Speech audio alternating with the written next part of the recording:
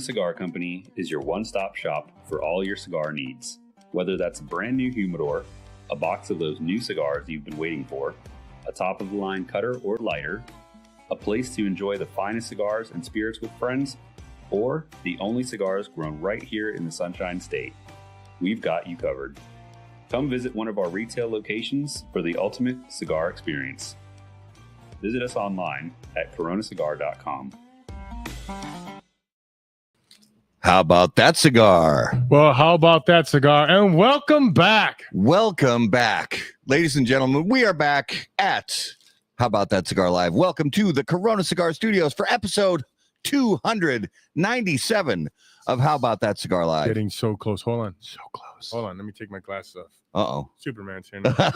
Hello, everyone. Thank you so much for joining us live on Facebook, live on YouTube, and live on Rumble. And of course, if you're listening after the fact on the audio podcast, thanks so much for making How About That Cigar a part of your regular audio podcast rotation. If you would please take just a minute, click on all of the big, beautiful buttons, the like button, the follow button, the subscribe button, so you don't miss anything we have going on with How About That Cigar Live. And of course, join us in the comments tonight.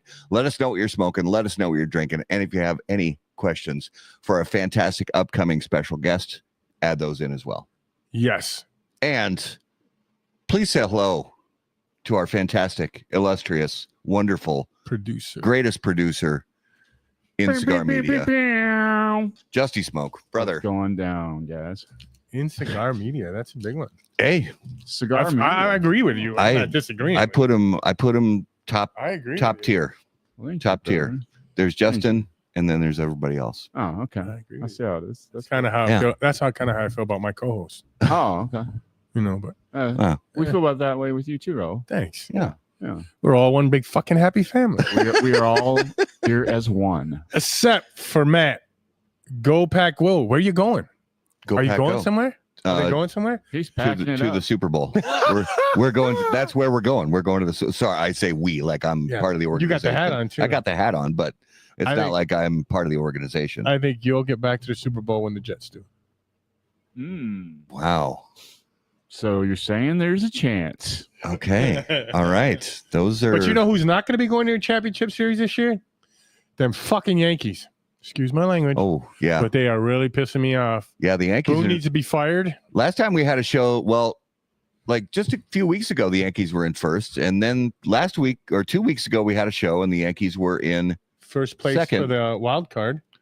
Well, yeah. But now the Yankees are in third in their division. And they're second in wild. And guess who had, speaking of baseball, guess who had a fucking, again, I'm not holding a holy meltdown. I'm not holding back on the language with it. Guess who had a fucking fire sale? The Twins. Yeah.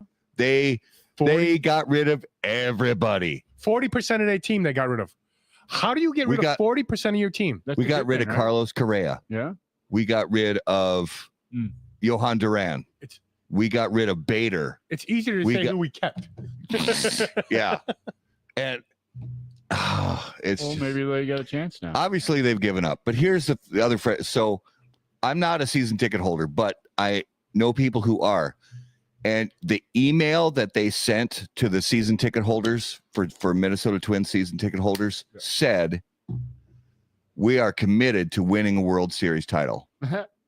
And you can say that it's like all talk and no action. Yeah, for sure. Because this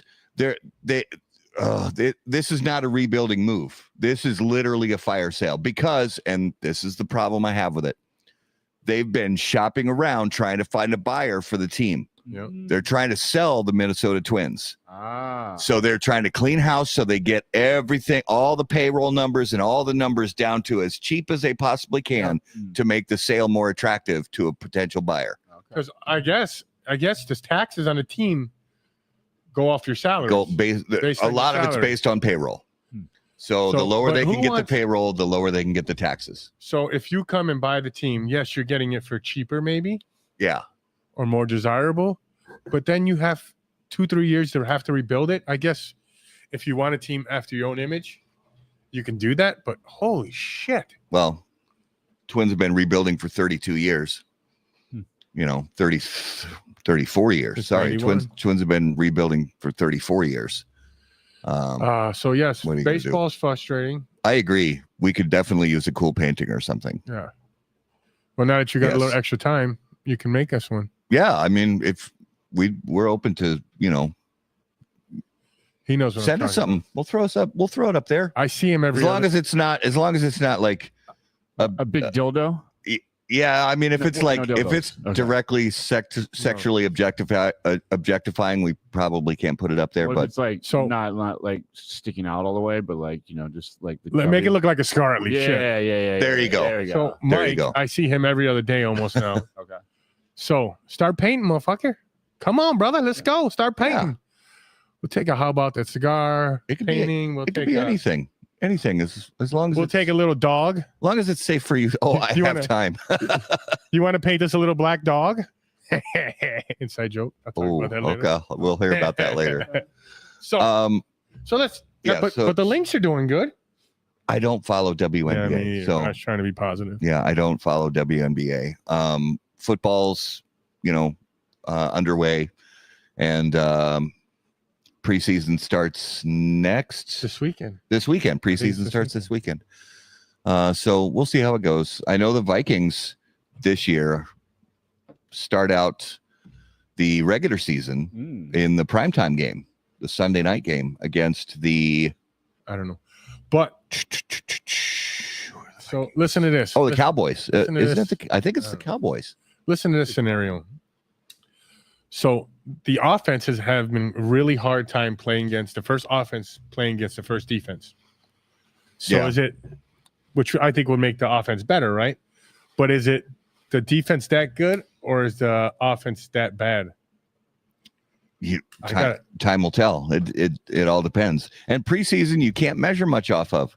Yeah, you got to wait until those first, few weeks of the regular season to see what the actual team chemistry is really like, because they're always mixing it up in preseason. You never know who's going to play and for how long. So it's like a box of chocolates. You never know what you're going to get. Is exactly right. A box of chocolate. All right, yeah, that's it for sports talk. It's depressing. Let's not do that. Let's talk about this week's Spirit of Mystery, brought to us by Postania Cigars. Do you find yourself unsatisfied with the top 10 list from How About That Cigar? Are you wondering how cigars from Postania didn't make the HBTC list, but found their way onto other lists? Well, fortunately, you can be reminded every week with this Postania Cigars advertisement. Postania Cigars, the #1 unranked cigar in the industry. So, once again, this week, it is a 1 ounce pour, because this is from secret sampler that Raul has been gradually giving me and they just send them in 1 ounce pours. So sadly, I finish this halfway through the show and then I just pour something else. So let's give this one a little sample. A little sippy sip. Smells classic, a little more funky on this one than the others from this sampler. Thanks, Kelly. It's the Vikings Bears. Monday night. There you go. Oh, Matt got it up there too. I can't read. Okay, this one is fabulous. It's outstanding. It's nothing like you've ever. It seems like this one might be just a touch higher proof. Not a lot, but a little bit. And yeah, the funk there makes it onto the palate too. It's not just the aroma. So it's got a little more funkiness to it. I don't know if you can see it on the glass, but it's got viscosity. She's got legs. We'll probably get a copyright strike for me singing that 0.8 seconds of whatever song that was. ZZ Top. Whatever that song was. You say that now. But it's got legs. It's got viscosity, which you guys know I like in whiskey. Mm-hmm. And yeah, it's got nice flavor to it, a little bit of funk, a little bit of sweetness. So I dig it. And we will find out what this is later on in the show. So let's get our special guest on to How About That Cigar Live without further delay. And on How About That Cigar, special guests are always brought to us by Drew Estate. And Drew Estate is once again rewriting cigar rules with the launch of its latest Freestyle Live event pack, including a brand new mystery cigar that is 100% unapologetically Nicaraguan.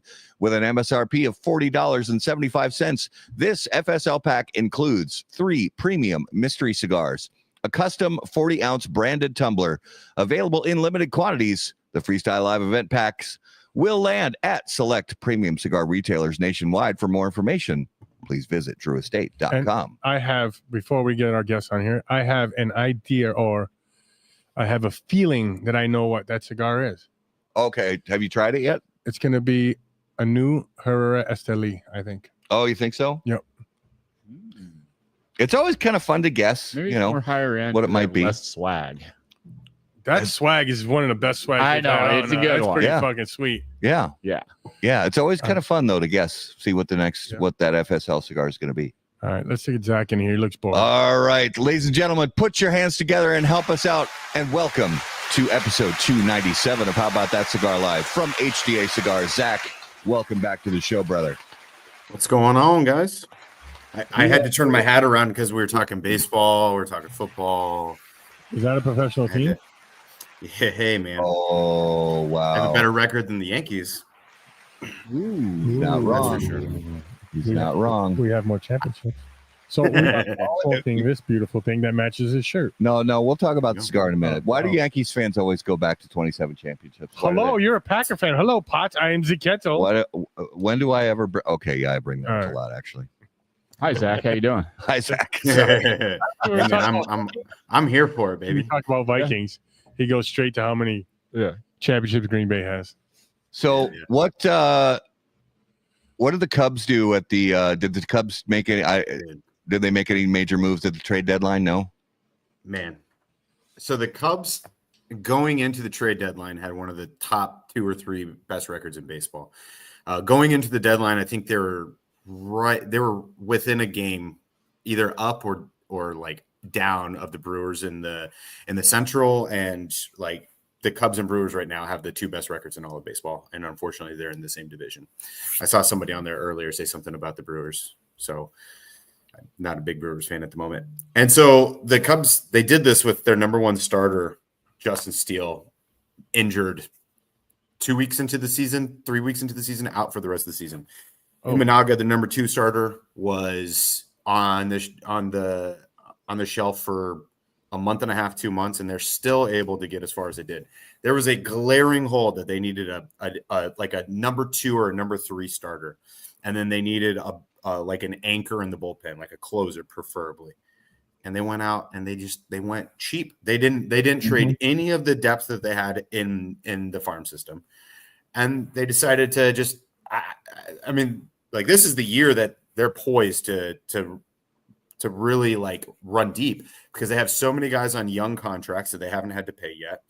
They have guys that are on team friendly deals. This is the year that they really needed to go in hard. And I was hoping that they were going to do similar to what they did in 2016 when they traded for Aroldis Chapman, and they traded for some of these guys at the deadline that really kind of gave them the extra little oomph. Yeah. So, I mean, yeah, it's just the pitching is going to be the downfall for this club this year.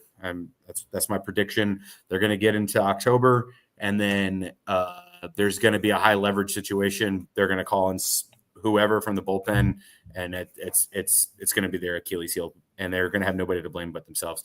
Much like you were talking about the Twins ownership, cheap assholes, and like the Ricketts. Yeah, the Ricketts are doing the exact same thing in Chicago. They're not a team they're not there for the fans. They're in it for the money. And it's become more increasingly obvious.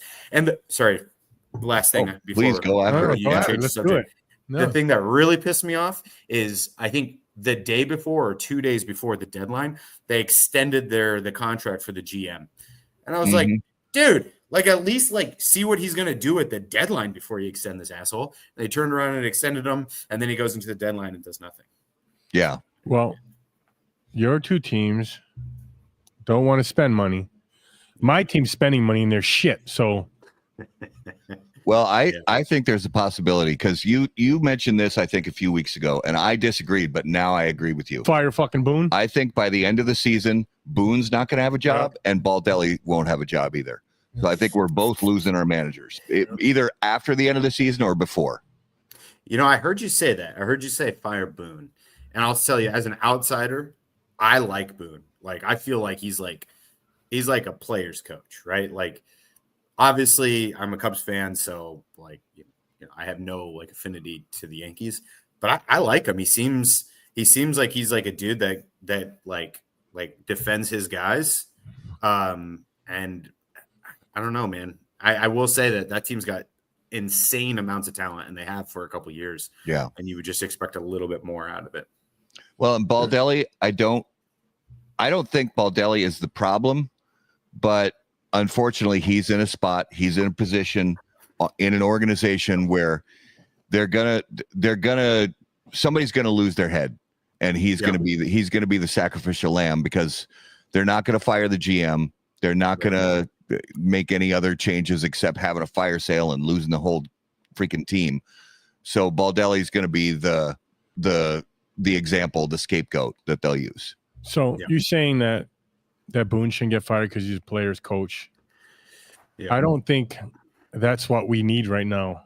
I think we need a hard-ass manager to come in and say, listen, you prima donnas, you got to start fucking playing some ball and pay for, work for what you're getting paid for, That's what I think we need. There aren't many managers left like that anymore. Yeah, I think Boone, I don't mind him. I thought he was a great player with us. But I think their talent on that team needs a kick in the ass. Yeah. Yeah, I was disappointed in the Twins, man. I mean, you guys are 1 year removed from a very, very good damn team. Yeah. And it's one of those that I feel like there's a lot of teams that are really quick to at the deadline. It seems like a lot of teams take a very polarizing view at the deadline. Either I'm just fire sale or I'm acquiring everything. Very few teams like kind of hold that line like in the middle, right? Like if you have a team that's say younger, they have, players that aren't on like deep into like contract periods, and they're a team that's like right around that 500 mark. I mean, the deadline didn't used to be like one, like freaking the Mariners. They went out and acquired everybody. Mm-hmm. Like, holy shit. Like that's pretty cool. But I mean, it depletes your farm system. But for a team that's getting ready to sell, bulking up your farm system, getting rid of your guaranteed contracts, it is pretty appealing. So I can understand it from that perspective. And everything that I've heard about the Twins ownership, I forget that family name. The Pohlads. So I've heard that the fans hate the Pohlads and that they hate the fans. Like I've heard stories about them like just literally doing it for money, like owning the team for money, not caring about the game whatsoever. Yeah. And it was a long time ago that family took ownership of the team. So even if they sell at a discount because the team's not performing well, they're still gonna their ROI is insane. Oh, sure. And they have a relatively new stadium too. Oh yeah, beautiful stadium. 2011, I think, or maybe it was really. I thought it was even newer than that. Maybe it was 2016. Man, I don't remember. I've heard it's beautiful. It's beautiful. It's beautiful. Yeah, Target Field's incredible. You ever get a chance to come to Minneapolis, we'll take you to a game. It's a great place. But can we all admit it's going to be hard to beat the Dodgers? Whether if you're in the National League or the American, it's going to be hard to beat them. Unless Shoney's hurt. Yeah. I mean, that team is solid from. Yeah. I don't disagree with you. I hate the Brewers, but they're a really good squad too, man. That Brewers team isn't Yeah. not going to be a joke, and it's a real shame that either the Cubs or the Brewers are going to have to be a wild card because they both deserve to not have to play in the first round, in my opinion, so far. Yeah. And if the Padres bought a lot at the deadline, if the Padres end up putting that squad together, they can be real scary too. Yeah. So Yeah. really, I think the National League is tough this year. Mhm. Tough this year. But Yeah. All right.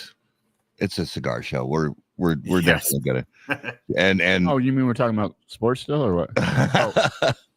well, if like I ever get an opportunity to It's a talk little sports, white I ball will. you throw, and they hit him with a wooden stick. Cricket. Something like that. it's American cricket. Got it. Kind of like American football. Well, Matt Brugger says Brewers put up 53 hits in the 3 games this weekend. So there you go. yeah, they're crazy. The Brewers are insanely good. But right Matt's now. a homer. Yeah. They still can't sell at their stadium. That's a shame. Very few MLB teams can though. There's only like 6 or 7 that consistently have like what is it 75% So you're sold or saying more. nobody watches baseball? A lot of people watch baseball. Okay. There's like He's like, 1,000 games a year. Zach's gonna though. jump through the screen at me over here. Yeah. There's 1,000 games a year. So, Okay, gotcha. you know. Yeah, it's a cigar show. This is how about hi everybody. This is how about that cigar, and we have Zack from HDA Cigars. Sorry about the extended sports talk, but Well, I mean, he's got those sports things in the background, sometimes we you know? gotta get into it. Yeah. But like Rule said before we jumped into baseball talk, we're smoking this incredible new release from HDA Cigars. Oh, look at that! It's like you can't see it. Oh yeah, This is the green. It's That's like green awesome. screen. There you go. Let me Yeah. make that bigger for you. So talk to us a little bit. Zack,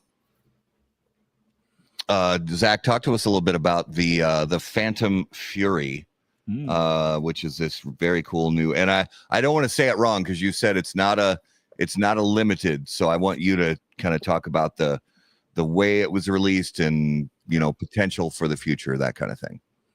Yeah. So Phantom Fury was the first non-core line edition that Andre and I put out with HDA. So, we started in 2024 was when we first released our cigars. We formed the company in 2022. First release of our cigars came in 2024, and that was our 3 core line cigars: Veiled Mutiny, Descending Shadows, and Cataclysm. Phantom Fury was our first cigar that we released that was not a part of our core line. We didn't really want to call it a limited edition. We kind of referred to it more as a short run because A, we only produced 6,000 of them, so it was relatively small. And B, we kind of wanted the ability to dust it off and use it again in the future if, should we decide that it was the right time. So we sold out to all of our retailers before the cigars even landed in the country. Wow. I was genuinely, it was pretty wild. I lost a decent amount of sleep thinking that there was a chance that I had oversold and was like really, truly worried. Fortunately, everything ended up working out and we ended up having exactly 2 boxes left over. Dre and I were each going to be taking like 5 boxes for ourselves. That didn't happen. We ended up giving them up so that way they could go out to retailers. So it was a really fun project. And it was something we spent a while on, and the reception was fantastic. We were excited to do something a little bit different, and we were excited that everybody really enjoyed the cigar. And so maybe in the future it might end up, we might dust it off and make a few more, but there's no immediate plans to do that anytime soon. Yeah. So walk us. Oh, sorry. Go ahead. So I was lucky enough to be a part of OGT Society, and I got a 5-pack of this when it first got released, and I was going to bring some to share with these guys, but we missed a couple shows and it was 2 weeks and I smoked them all. They're phenomenal. Can you tell us a little bit quick about your relationship with Glen Tobacconist? Yeah, man. Yeah. Oakland Tobacconist, OGTC. Yeah, man. Eric over at Oakland has been just awesome for the company. He found us, I think, actually, now that you mention it, I think he actually found us through your podcast when we appeared on the podcast back in September. I don't want to misspeak, but I'm about 90% sure. No, we're just going to go with that. We're going to go with that. We like So we'll say he found us. I'm almost certain he found us through you guys. So it's a nice little circular relationship there. So I was on your show back in September, I believe. And he reached out shortly after that show and reached out and we ended up talking for a little bit. I sent him some samples and he ended up bringing us in and introducing us to the OGT family. And it was great. And so when the time came to do a short run, he was really excited to introduce us with the Cigar of the Month.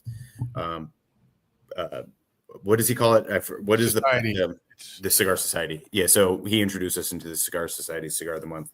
And it was a big enabler for us to do Phantom Fury because he was able to place a pretty large order and it allowed us to actually do this project. It was a nice anchor order for us. So yeah, him and his wife have been absolutely phenomenal for us. They just recently, I don't know if you know this, but they just recently moved from the West Coast. Yeah. So they're out in North Carolina now. So he's only a few hours away from Andre and I. Nice. So we'll have to definitely get out and see him. But yeah, they've been amazing. He's great people to talk to and knows a lot about cigars and he does a lot of really good stuff. Yeah. Very knowledgeable cat. I like him a lot. Yeah. Good dude. Yeah. So for the Phantom Fury, having it be a short run, when you looked at the core line stuff that you already had out there, and then you looked at putting together a new project, was it all kind of based on availability of tobacco, from the people that you work with, factory partners, and what were the first couple, those first few samples when you were working on it, kind of the flavor and aroma profiles or the just kind of the overall vibe you got from that blend that you knew was going to set it apart from the core line stuff? Yeah. So the factory that we work with, I can't remember if we discussed this in depth last time when we were on, but the factory that we work with is the Oveja Negra factory in Esteli, Nicaragua. So they are the owners of the Oveja Negra factory are the same owners of Black Label and Black Works. I think we James heard and of Angela Brown. Yeah, we might have heard this of him. is more for everybody's. FYI. Yeah. So we have a very great relationship in that they give Andre and I the freedom to do our own blending. We own 100% of our company. We own all the distribution. We do everything ourselves. We rely on them for the tobacco sourcing. We rely on them for a little bit of mentorship here and there. And then we rely on them for the construction that factory is like super well known for. Oh yeah. And so it was a no-brainer for us when it came time to reach out to a factory. They were the very first factory we reached out to. We saw it as a Hail Mary and it ended up going really well. So no, it's been awesome working with them. And so when we did this project, we knew we wanted to do something a little bit different. We knew we wanted to do something utilizing, like you said, tobacco that we might not be able to introduce into our core line because of that availability. We knew, like, for instance, the wrapper on this cigar is an Indonesian Sumatra wrapper. It's a Sumatra from Indonesia. And with that wrapper, the availability on a regular basis was not something that we felt super comfortable introducing into our core line. And so we felt like a project like Phantom Fury for a short run would be a great opportunity for us to play with that tobacco. And so, yeah, I mean, the filler tobacco it's 100% Nicaraguan filler. So we use a little bit of Esteli, a little bit of Jalapa, and a little bit of Ometepe in that cigar. But it is a Sumatra wrapper. And so, yeah, with our core line, we're a lot more. Our core line, we want to make sure that the tobacco, whether it's wrapper or filler that we use, is readily available. And so with the short run, if we only rolled 6,000 of these, we knew we could play with something maybe a little bit more scarce. We ended up, it was one of 5 or 6 samples that Andre and I ordered. And so we had, from the first time we went down to Nicaragua, we had done a lot of blending. We improve upon that every time. And so we kind of play throughout the year. And so we had an idea of where we thought we were going to be taking the short run. So we ended up ordering, like I said, 5 or 6 samples, and Phantom Fury, the Sumatra, ended up being one of them. And to be honest with you, I don't think either of us really thought that was going to end up being what it is.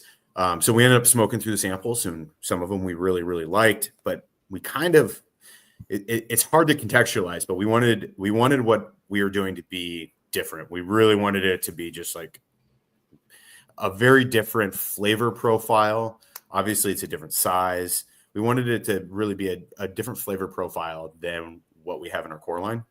And as soon as we smoked Phantom Fury, it was the blend. I mean, the blend for us, it immediately spoke to both of us.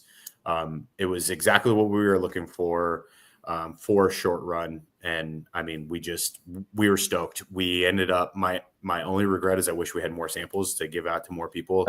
But we only had a few people that we could give those samples out to. And we gave them our favorite 2, the 2 that were actually in consideration. And it was 100% unanimous that Phantom Fury, the Sumatra, was the favorite. So it was really exciting that it was a very clear winner. And we're pretty stoked about it.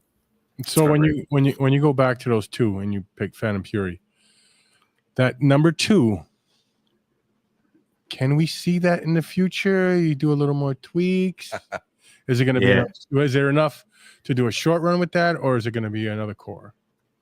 No, so we have. I'll tell you right off the bat, there was 2 that we were like, no, this is not good. Like, it just, the blend in theory would have been nice. We ended up kind of tweaking it a little bit from the last time we were down in Nicaragua. This was back at the beginning of the year. We've now since gone back again, but at the time, it was kind of like relying on some of the blends that we had put together a while ago, and we tweaked it a little bit. And by the time we got the samples, we smoked it, and it was not what we were looking for.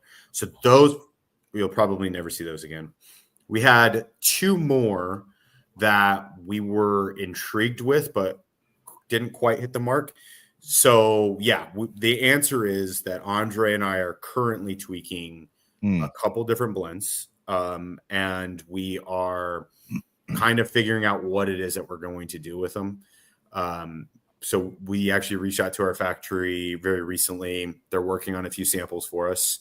And we're going to kind of figure out exactly, we're going to make sure we get the blend right first, and then we're going to figure out what we want to do with it. Probably looking at introducing a new blend I would say about the same time, that May-June timeframe next year. So it's still a little ways away. But we do have a new addition to our core line coming. Nice. So this is something that we've already announced relatively recently. So our core line, like I said, is Cataclysm, Veiled Mutiny, and Descending Shadows, currently offered in a 6x54. We are going to be introducing all 3 of those blends in a 5x48 Robusto as well. So our core line is going to be doubling in size and going from 3 blends in 1 size to 3 blends in 2 sizes. So we're really excited about introducing that here this fall. We've had a lot of people really, really, I guess, request a smaller Vitola, and so I like it. So I got two things to say. One, that size is what we like. It's smaller ring gauge is freaking beautiful, and we're happy to hear that you're going to do that. I forgot my second question. All right, good Great job. interview. A great interview. No, so it's the same size as our Fan and Fury. Too. Yeah, that's part of the reason that we wanted to try out Fan and Fury in that size. Is we kind of did it as what was the reception, and a lot of people loved the size, so it was pretty easy for us to say, yep, it's a nice linear transition into like an additional core line size. And your core line's still doing great. Yeah, I mean, core line's been going fantastic, man. Yeah, we I think since the last time I talked to you guys, we've placed 2 or 3 more orders from the factory. We like I said, we have a new order coming here soon, and we were at PCA this year, which we're really, really stoked to be able to set up a booth at PCA. Met a lot of really great people, opened up a lot of new accounts, brought a lot of people into the HDA family. Yeah. But yeah, it's gone really well. Core line's doing fantastic. The reception has just been phenomenal. How many shops are you in now? I think we're in about 80 retailers nationwide right now. Nice. That's awesome. That's awesome. Yeah. The cigars landed in the country April 2nd, 2024. So that's 16 months or so, 16, 17 months. Yeah, we're very excited. It's been phenomenal. Well, one of the things, because it's been not quite a year, since we had you on the show, and even just the this venture, this brand, this company, HDA Cigars, is still a newer company in the world of premium cigars. You're still finding your way, and that's Absolutely. A good thing that you're a little baby. It's a little baby, but you're figuring it out, and that's one of the for me. I know that sometimes challenges come along, and I actually enjoy that part of it. When obstacles or challenges or whatever come along. But I'm curious for you that. And both of you guys as part of the HDA team, that how do you deal with life lessons that kind of get hit with along the way, and business lessons and that kind of thing as you're developing this new company and this new brand? And how do you know which of those lessons to learn from, and how to keep that information in kind of your mental notes going forward, and saying, oh, I can use this life lesson from whatever it was 6 months ago to say, oh no, we need to shift on this thing that we're about to do because of what we learned back then. How are you incorporating that into this new brand? Yeah, I mean, no, you're 100% right. Owning a business, it's like a daily lesson, if not multiple times a day. You're learning new lessons, and the idea is that hopefully the lessons are going to get less and less expensive, right? Like it's going to be less and less expensive and less time consuming. I'll say that Andre and I balance each other out extremely well, in that he has saved me from making mistakes, and I've saved him from making mistakes. I'm kind of the dreamer. I'm the one that's always like looking ahead. This is what I want to do. This is how we get there. And he's the one that's really keeping me grounded. So we balance each other out really, really well. We've also looked, I mean, the reality is that, we're learning a lot of lessons that maybe other people have learned much earlier in their career, simply because of the fact that we don't come from the cigar industry, right? Like Andre and I are outsiders of the cigar industry. We approach this like a consumer, because up until we started HDA, we were consumers. We did not come from working in a cigar lounge. We didn't rep for a brand. We didn't start another brand. We were 100% outsiders. So we're learning a lot of lessons that maybe others have known for years, which is fine. And it presents its own challenges. But Andre and I have a lot of outside of experience in our, our other lives and in the years prior that have helped us avoid maybe some pitfalls that others in the industry have fallen into. So, I work in business in my day job, and Andre has been able to apply a lot of the work that he does currently to HDA. So, yeah, I mean, just taking the mindset of when something happens, man, this really sucks, but here's how I'm going to change in the future, and really try and just keep ourselves organized. And the other part too is the reality of the situation is the biggest thing that helps Andre and I, without a shadow of a doubt, is our wives. Our wives are like probably the biggest sounding board, the biggest thing that keeps us grounded. And when Andre and I maybe have like the greatest idea and we're getting ready to run with it, it's always them that's like, does that really make sense? And so, so just a lot of people in our lives that we rely on as well, but just accepting the fact that you're going to make mistakes. Just try and make it as inexpensive and not as time consuming as possible. Yeah, I say bravo to that and echo that that my wife, yeah, same way. She knocks me upside the head when I need it, and she gives good advice when I need it, and even good advice when I feel like I don't need it. She'll give it anyway, and it always makes sense. It always makes sense, and it always it's that difference maker. You're totally right. Oh, for sure. Yeah, no doubt. I mean, and I'll say it's nice too, because, even in the short time that we've been, we've had HDA, you kind of start really thinking like the industry. You start surrounding yourself by everybody in the industry. So it's really easy to become absorbed in the industry and start thinking like everybody else. So my wife and his wife are oftentimes that outside opinion, and you're like, oh, yeah, that makes sense. That's a great way of looking at it. So they're able to inject a little bit of almost like unbiased feedback too. Oh yeah. And also mentioned them already, but the Ovea Negra factory, James and Angela and everybody really at that factory, they've got to be among some of the best people you could hope for as mentors. How do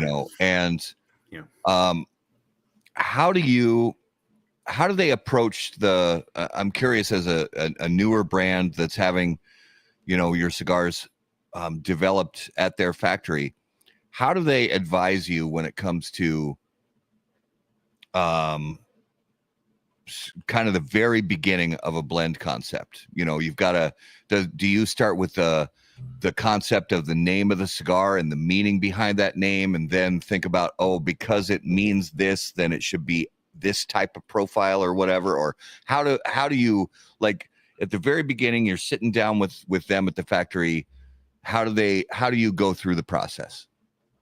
Yeah, so I'll start off by saying that I have the utmost respect for people who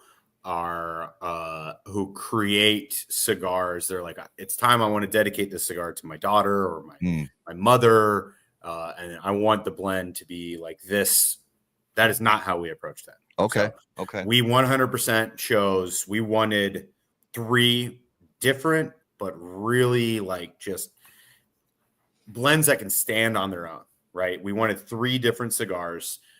So we blended our cigars based off of what we liked best, and then we named them accordingly. Okay. So there's no deep meaning when it comes that for our core line. For for Phantom Fury, that one was a little bit different naming convention and meaning behind that naming. But for Veiled Mutiny, Descending Shadows, and Cataclysm, we chose names that we thought were indicative of the cigars and the experience that we had when we smoked the cigars. So when we went we spent the better part of a year and a half or so. No, it was actually about a year, back and forth with James and Angela, interviewing with them. I mean, the reality was they interviewed us.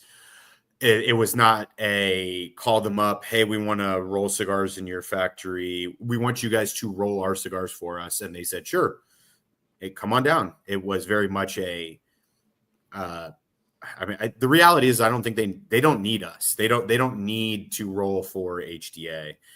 And they obviously there's a financial benefit for them to roll our cigars, but it wasn't like they absolutely needed it. So they wanted to make sure that they were partnering with somebody that I think was very serious about starting a brand, and was also very serious about doing their own thing. I think that they were really worried about people who were trying to capitalize on the Oveja Negra name.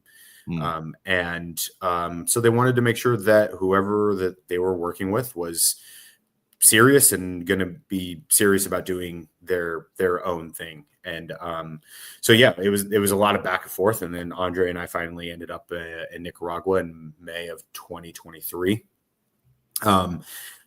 and spent the better part of a week playing with tobacco, learning about different tobacco, learning about some of the characteristics, smoking puritos, smoking individual pieces of the tobacco to really understand what that could add or subtract from a blend. And then learning the business side of it, understanding from a price point what you're looking at for some of these types of tobacco, the availability of the tobacco, and coming up with blends. We ended up walking away from that trip with somewhere in the neighborhood of, I want to say 10 different blends that we still have as options. I would say we narrowed it down to our 10 favorite blends that were all very good in their own way. And then we needed to narrow those down to 3 that would be representative of what we wanted the core line to be representative of. And that's what we introduced. And then we came up with names that we thought were reflective of that smoking experience in that cigar. And rolled that way. So it was, I will say that James and Angela were, I would say, very hands-off in the sense that there was no James standing over us and being like, no, you don't want to do that. You want to do this. And no, that's a bad idea. It was not that at all. It was felt like it was almost more of a test, if anything. It was him just presenting facts about each one of the tobaccos, talking very matter-of-factly about the tobaccos. And then Andre and I would, at the end of the day, go back to one of the main hotels in Esteli, smoke some of the samples that were rolled up throughout the day, take notes, kind of mad scientist this thing while we're drinking a beer. And then we'd email the factory, we'd email James and Angela, and then they would prepare those samples the next day, and we'd smoke through those. And we tweak those throughout the day, and then we do the same thing at night. And then, because of the fact that we don't live in Nicaragua, these blends are still ours. And so Fan of Fury was our blend as well. We're still reaching out to them. And now it's just a little bit of a lengthier process because we have to email them, and then they have to roll up the samples, and then they have to mail them to us, and then we have to let them rest for a little bit, and then we smoke through them. So it's just a little bit of a lengthier process, but it's one that, by design, James and Angela didn't want to have to babysit us. I don't think, they have their own brand to run. And they wanted to make sure that what we were doing was ours and not an extension of Oveja Negra or Blackworks or Black Label cigars. Yeah. Right on. I was going to ask, there's probably a lot of people that have mentored you during this journey. Sure. Is anybody that own other veteran-owned cigar companies reached out to you and said, hey, man, you guys are doing a great job.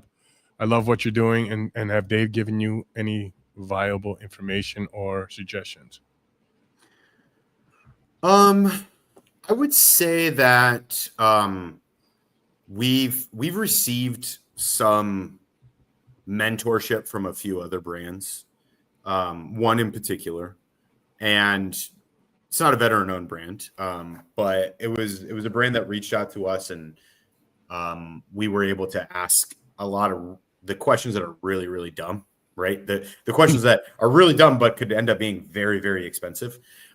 We asked those pretty early on, and so we were able to get some feedback and some assistance from that brand in particular. And then we've received like kind words from others, not necessarily veteran-owned brands. And we have a couple other boutique brands that Andre and I have made great friendships with. The one that comes to mind is Lure Cigars. Are you familiar with Lure? Yep.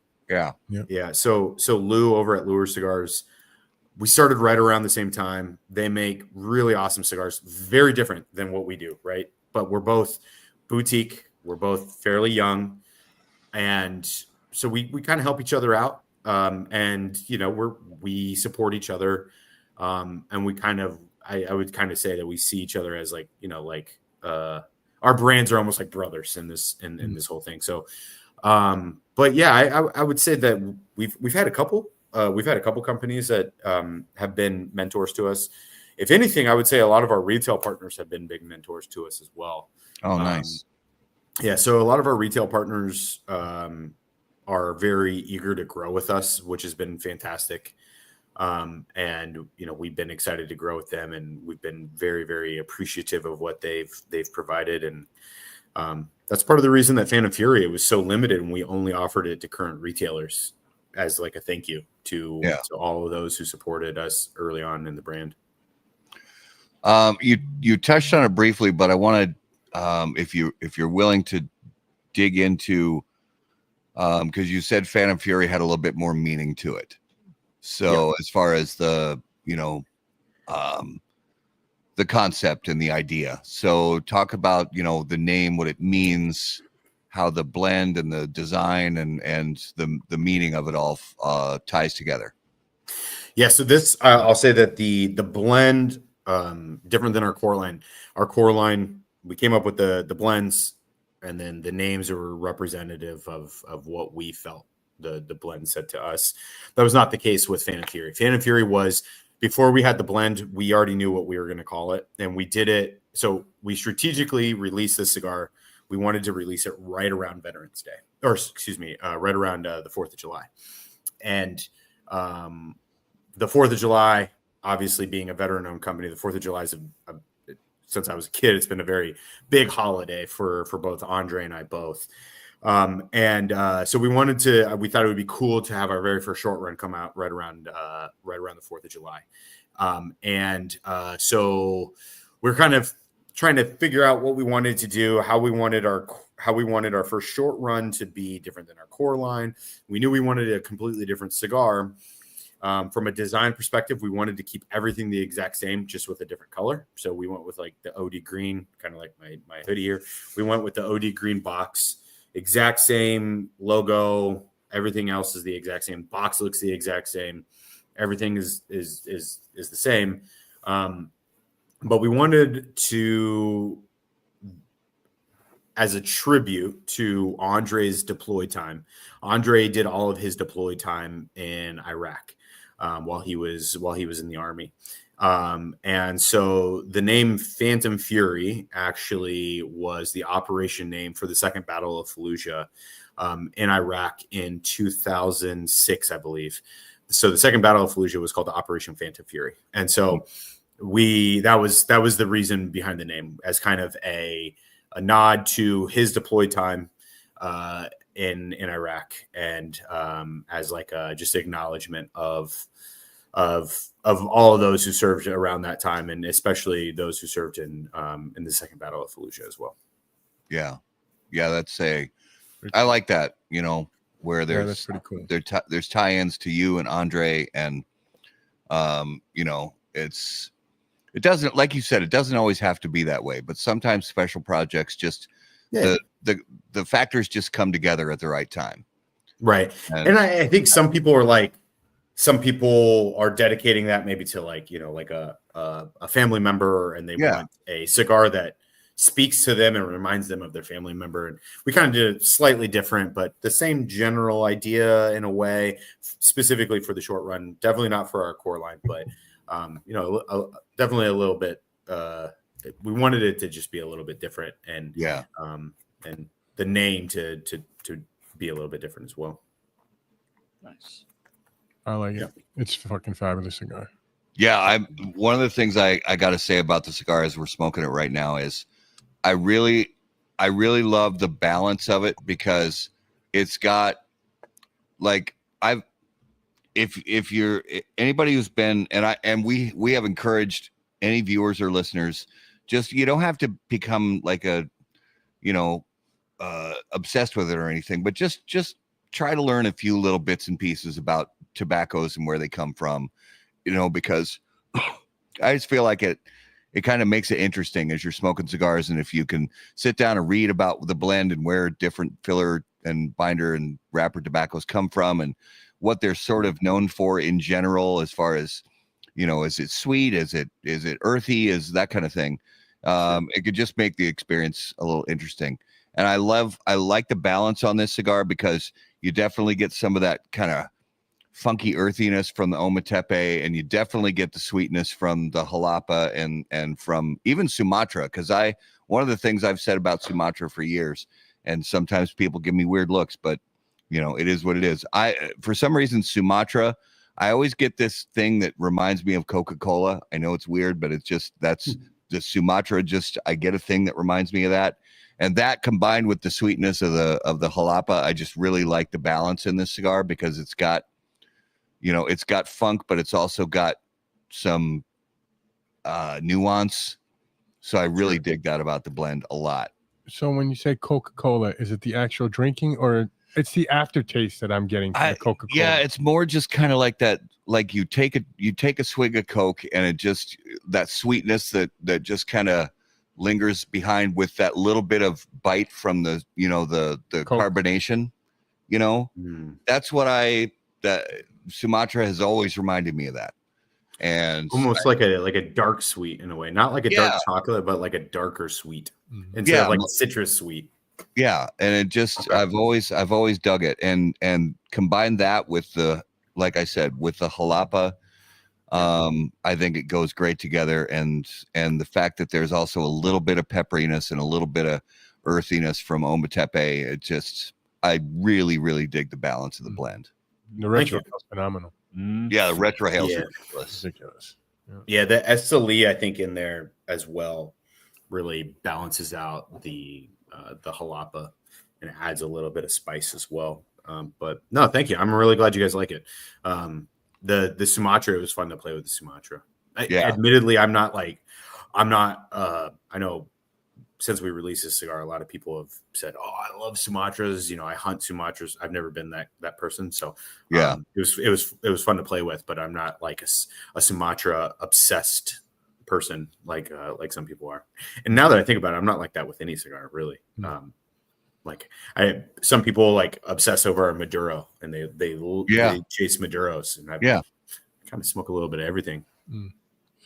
So a few weeks ago, we had on the show we had called the Beehive or Hive Mind. Yeah. And Mike Stephen Cabbage was talking about the tariffs that are coming. If not, are they here yet, or are they coming in the next month? The scares. Are you guys worried about that? Yeah, man. God damn, we're gonna get crushed with these tariffs. Yeah, it's gonna suck. So how do you plan on balancing that out? Yeah, so I'll say that we are not raising our prices between now and the end of the year. We're taking this one on the chin. So on this order, it's going to suck, but we're going to take this one on the chin. And we certainly are, I think the last I heard, it's an 18% tariff. We're not raising our prices by 18%. And frankly, I think it's crazy for companies to raise the cost of their cigar by 18%. Because that's just not quite how that works. But Yeah. So our plan is not to raise our prices of our cigars to our retailers, and then our retailers not to the consumers between now and the end of the year. Now, at the end of the year, it might be something that we look at again, but it's not going to be an 18% increase in costs. At least us to retailers. What the retailers do, like we try and obviously work with our retailers to make sure that everything is fair and balanced across the board, and nobody's charging too much or too little. It sucks, man. It sucks that the reality is that the cigar industry, if there's something that we've learned, it's a game of pennies, and 18% tariff means a lot less pennies. And I mean, the reality is that the cigar industry is no different than any other industry that's getting hit by tariffs. Prices are going to go up. Yeah, we're trying to as a company who is founded by two guys who have been nothing but consumers for our entire life. We're trying to do what we can to make sure that we are acting in the best interest of the consumer. And so our like I said, our last order and this one we're taking on the chin, and it means that margins are a lot thinner. We'll see how long this lasts. I really hope it's temporary. In a perfect world, the 18% is going to go away again, because it went away for a little bit and then came back. And so hopefully it goes away again for a little bit. We'll see. Yeah, I hear you, brother. So us as consumers, that's mainly what we are. We just happen to do a podcast. We appreciate that. Yeah. It's meaningful to consumers like us, and but we also understand that whether it's 6 months from now, a year from now, whatever it is, especially as a small, newer company, we know that your margins are absolutely fucking razor thin. We know, we get it. We understand. So, just keep, do what you got to do. But, it does mean a lot to consumers when we find out that companies like yourselves are, taking a hit, for us, for us as consumers. And so we hope that, just like you, we hope that this whole tariff thing gets straightened out in a more favorable way that is actually beneficial to small businesses instead of detrimental to small businesses. But just keep fighting the good fight. Yeah, doing what we can. I mean, I've told a few people, like Andre and I have literally we haven't even taken a dime out of this company. Everything that this company has brought in has gone right back into the company. And so we're doing this because we absolutely love it. We're not doing this because, we're fortunate in that the paycheck that I use to put a roof over my family's head does not come from HDA. Right. And neither does Andre. So we're doing this because we absolutely love it. We're doing this because it's a fun thing, and our goal is to make it a career in the future. But everything's going right back into the company. Now I understand, not everybody's in that same position, and that 18% is the difference between somebody being able to pay their bills and not. We're not in that position. And so we're going to do everything we can to take this one on the chin for the foreseeable future. Yeah. So, but unless you had no, I was looking for you for the next question. So I want to shift before we go into our next segments for this last question, and it's second to last question. So, and I ask this of a lot of friends that are in different walks of life, different types of careers and things like that, because I like movies a lot, and I especially like movies that are about a particular line of work or a particular lifestyle or whatever it may be. So if it's a movie about chefs in the kitchen, I like to ask, like our friend Chef Ed Porter, what's the most realistic movies about chefs, and my next door neighbor Andrew is a cop. So what's the most realistic movies about being a police officer? So in your experience, and I'd love to get Andre's take on this too, but in your experience, when it comes to military, movies, what are the few that have gotten it right in your experience? That's such an awesome question. I could say that I've never been asked that question on one of these podcasts before. So that's a solid question. I would say the one that really stands out to me as like a movie that I would say really nailed it. And this is coming from yep, that's how things are, to also having some like knowledge of this the plot of this movie when it was happening in real life, is Zero Dark 30. I think Zero Dark 30 absolutely crushed it. And I think the best part about that movie is that obviously like there's some pieces of it that are done for theatrics, but the vast majority of that movie is very, very accurate. And it kind of reminds me of, did you ever see another good answer, by the way, did you ever see the movie Jarhead? Oh, I love that movie. Yeah. So Jarhead, I remember watching that as a kid and being like, oh, this movie sucks. It's super boring. Yeah, exactly. Yeah. Right. Like exactly. Yeah, it is boring. And then you join the military, you watch it again. You're like, damn, I wasn't in the first Gulf War, but I was like, yeah, I bet that is extremely accurate. But yeah, Zero Dark 30 was one that they nailed it on the head. They absolutely crushed that movie. They had a lot of people within the agency that were the agency, as well as some of the other military support elements were like acting as advisors for those that actually directed the movie too. So that was a pretty accurate one. And then you have movies like There was one Good Kill. I haven't seen that one. So bad. Do not watch it. Oh, is it? It's Yeah. so wildly inaccurate. Black That's the Hawk thing Down. so Black Hawk Down, I can't really speak to that one, but I would say that I think that seems like it's pretty true to the events. Yeah. But like extremely dramatized, right? Yeah. Still a great freaking movie. I absolutely love that movie. By the way, there's a documentary that came out on Netflix. Seen it about the Black. Yeah. Oh man, it's so freaking good, dude. Yep. It's so freaking good. Yeah, man. I love. My wife thinks I'm insane. She's like, dude, my wife was in the military as well. So we actually met in the military. And she's like, dude, how do you watch this shit all the time? I can't help it, man. I love watching that stuff. Yeah. But yeah, that's a great question. What are some of your guys' favorite military movies? There's a movie that just came out not too long ago. It's on Netflix, I think. It was about a Delta team that went in to survey somebody, watch a subject, and they wound up getting trapped in a house.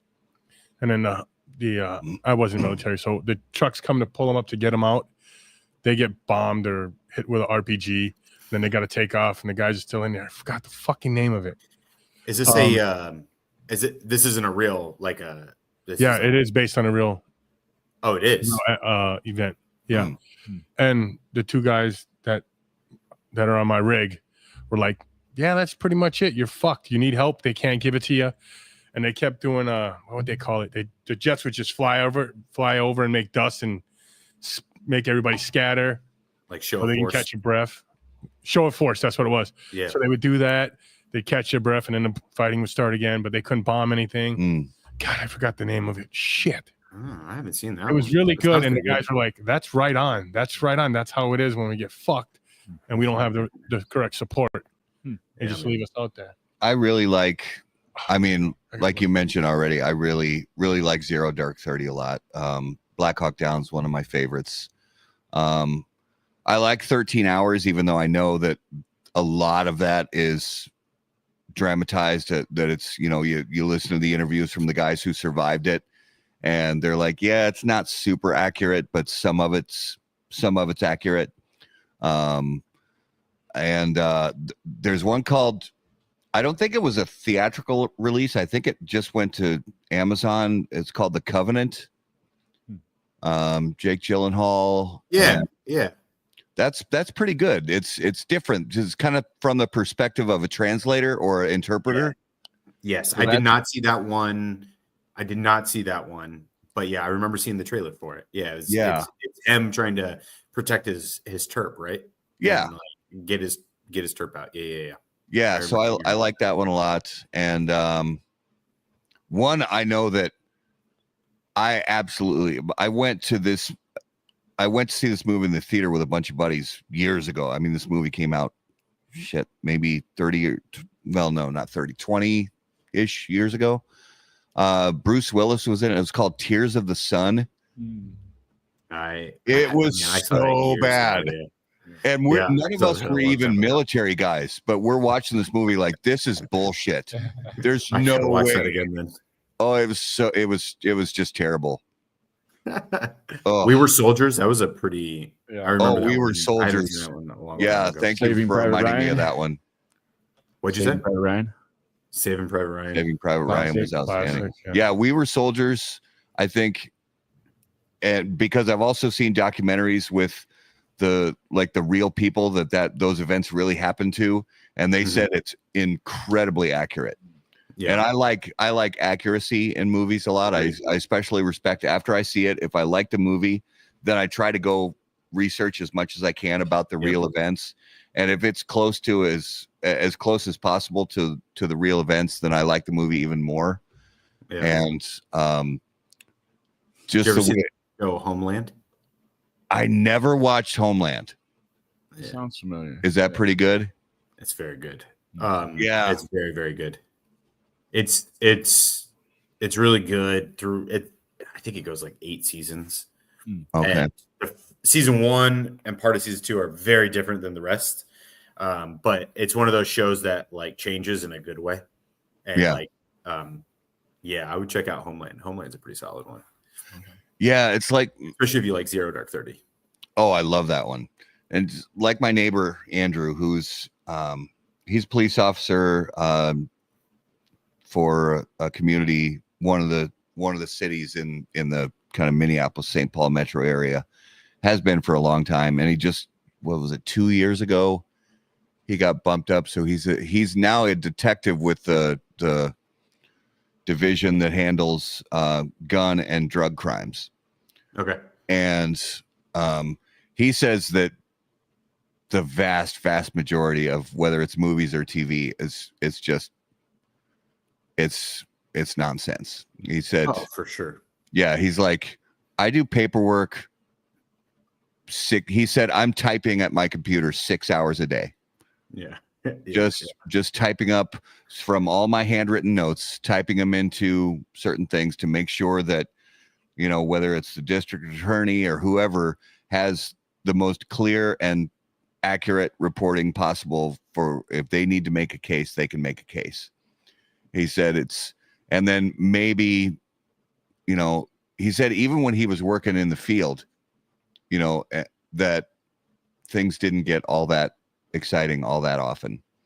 But when he said it's a really boring job until it's not. Oh man, so my dad retires. He's going to be retiring from the Des Moines Police Department here this year. And so as a kid, I grew up, my dad was a cop all the way, like my entire childhood. Mm-hmm. And so I used to go to work with him pretty frequently.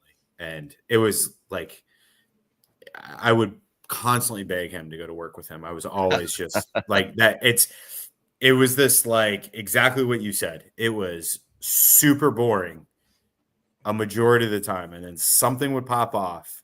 Yeah. And it was like thrilling. And as a kid, I was absolutely obsessed. So I was pretty certain I was going to be a cop. And then I joined the military and then ended up going in a different direction in life. But that was one of the things that he always says is like, it's most of those movies are just wildly dramatized. He's like, I wish my life was that exciting on a daily basis. But it's a lot of just listening to the radio and just waiting for something to go. Yeah. A lot of talking about a lot of like really boring domestic disputes where people just are yelling at each other and you have to be like a social worker almost. Mm-hmm. Yeah. The movie was called Warfare. Warfare? Yep. What do you know? Right, check it out. Came out last year, I think. Last year, okay. Yeah, I'll look for that one, definitely. Warfare. Yeah, it was pretty good. Nice. I'll let you know exactly when it came out. All right, you had another question. I did, but now I got stuck on this one. Now you got stuck on the Warfare movie. Doesn't say what year it came out, but it was fucking phenomenal. Okay. Yeah. Oh, so where can we go to get your swag to support you? Oh, yeah. Because I see that shit on you. I'm like, that would look great in the deer stand with me. Yeah, man. It would look very good in the deer stand. Yeah. So we HDA Cigars.com. If you go onto our website, it has all of our swag. It also has all of our store locator, so it shows you where each one, like all the retailers near you that carry HDA, as well as our retailers that have an online presence that carry HDA. And then it has like a little bit of information about each one of the cigars. But yeah, we have some like hoodies, shirts. I'm not seeing the green one on there, bro. It might be there. I It just clicked on it, bro. Oh, speed up. Oh, there. Did you? It's right there. He has little patience. Yeah, he has. He's not very patient. It's right there. That's why I drive a fire truck. I was like, oh man, I was like, really? It's not on there? Yeah, if you go onto hoodie, it's one of the two options for hoodies. So it's green and black. And then he's a whiz. See, it's right there. There you go. Yeah, man. Love it. And we post our website too. Your website on there too. Appreciate it. Yeah, man. Yeah, so we do some fun merch stuff. We have like shirts and hoodies. We have ashtrays, cutters, lighters, stickers, all that good stuff. We're going to be doing hats probably here soon. Everybody's asking about hats. Everybody wants hats. So can I make a suggestion? Yeah. Richardson 112. What's that? Richardson 112. That's the hat to get. The type of hat? Oh, it's fucking phenomenal. I'm really glad you said that because I only wear fitted hats. So I'm like, I don't know what I wear. I'm literally going to write that down. Richardson 112. If it's going to be a snapback, the Richardson 112 trucker cap is they're good price point, high quality, and fit most people unless you have because I have a huge head, and Richardson still fit me on the last two tabs of the snapback. And now they're making a regular fit, and they're making a little smaller profile too. Yeah. So they're phenomenal hats. Richardson 112. Perfect. Yeah, because like you said, I have a gigantic head. So my hat I float between a 7 and 7/8 and 8. So I have a massive dome. That is yeah. Good. So the snap, if I'm able to fit into it, it's on the very last one, and it looks ridiculous. So I just have always worn, and because my head's a little bit taller too, I need the low pros are like up here on me, and it looks ridiculous. yeah. So and there's no way in hell I'll do fitted hats for HDA and have like 10 different sizes sitting on. Oh, screw that! Never. It would be a disaster. So we're just in 112. I wrote it down. I'm good to know. I appreciate the inside information. Fitted hats I wear an 8, and Richardson's actually fit me. So all right. So we have the same dome size then. There you go. Yeah. Huge. Yeah, huge. All right. My nickname as a kid was Watermelon Head. Oh, I'm sorry to hear that. Yeah, it was from my parents, but yeah, I came out. Is it time? Is it time? Do you guys think I think it's time. I think it's time. All right, guys, it is now time for this week's Numero de los Muertos. All right, here we go. The number this week for Numero de los Muertos is 400. 400 people died from this. All time or this year? It's a one-time event. It's a one-time event. Yep. Getting a lot of these one-time events. Yeah, this is the trend we're on right now because we're running out of things for. Was this a military war? This was not a military action. No. Just had to ask for our guest. It's on. Oh yeah. We like to play those games sometimes. Was it rather weather related? It was weather related. Ooh. Tornado? It was a tornado. It was a Ooh. series of tornadoes, but we need more specificity. Yeah, you say that twice. What was this in Texas, No, Oklahoma, nope, Kansas? Nope. Tornadoes. Iowa, nope, Minnesota? Minnesota. nope. No. Fuck, too bad it was in California and wiped that whole state out. Mm. Is it in like Asia? It was. Was it in the U.S.? It was not in the U.S. Oh, there Okay. you go. Where are there tornadoes not in the U.S.? Fuck, you got me. It was not in. Was it like any- tornadoes that came from a hurricane It was. It was or like from another weather event? It was an outbreak of tornadoes, but it wasn't. Huh.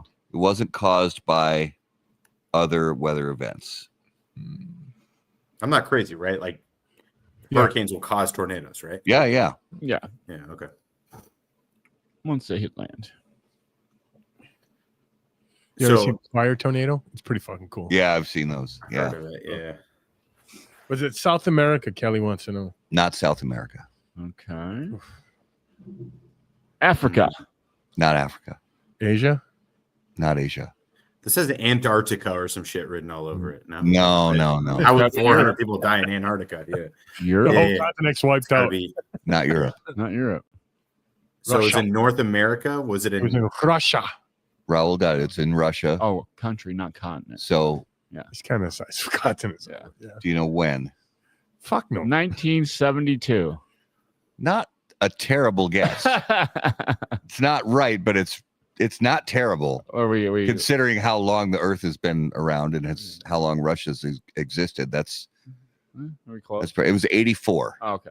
All right, So so I was 2 years old. 1984. Okay.